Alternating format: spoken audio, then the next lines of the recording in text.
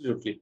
No, So since we are here, Sandeep, let's talk about this aspect as well. So what was it that made them so successful? Is that because they had no rules at all, and we always played by the rules, or what was it that made them conquer so much of territory within India? okay, so two parts to your question. One is what made them so successful. Now, the success of Islamic invasions, alien Islamic invasions, if we take Mahmud as a starting point, because he did so much of devastation over a large territory in India. From his point, it was the same thing that motivated the Prophet Muhammad. Okay, there is a beautiful book, I forget, it's 1453. So there the author mentions, it's a beautiful analysis and it's not new, but he puts it in a very nice way that, when the prophet founded his new creed, or if you want to call it a religion, so be it. So when he founded that, it was impelled by two things. One was uh, a kind of what you call imperialism, whose ambition was not just territorial conquest, but global conquest, which is what is exactly playing out even today, whether it is in Turkey or it was in Saudi Arabia till some years. So that whole caliphate business, right? It still the large parts of the Muslim clergy, at least, if not the political class, they still retain the memory of that.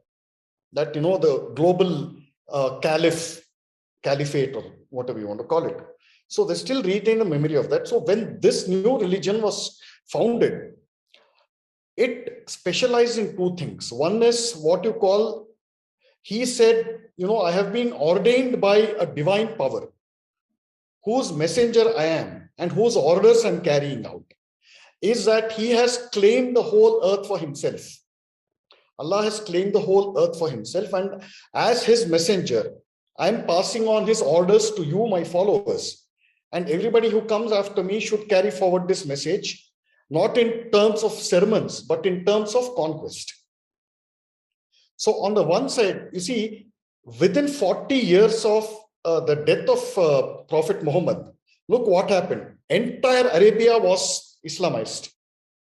The very first brush with this new conquering religion wiped out the ancient pre-Muslim, pre-Islamic civilization of Persia on this side. So total Middle East was gone. What is today in the Middle East is gone. On the other side, Egypt was gone. So was most of large parts of northern Africa, Egypt, gone. And on this side, they went all the way to Spain and Portugal. Those were kingdoms of Christ till then, whatever the vestiges of Roman Empire, which are claimed by, Christians.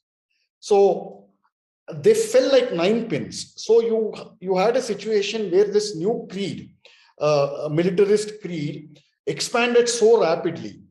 And wherever they went, and this side as well, they heard the fabulous tales of, the amazing wealth of Al-Hind or Hindustan or India or Bharatavarsha. Fabulous, stories of our riches and, wealth of our temples. And they also heard that, these were infidels practicing a false religion. So two things from their perspective was that, this had to be conquered because A, Allah has ordained us to, the faithful to do this. And B, obviously, with great conquest come great riches and great slaves.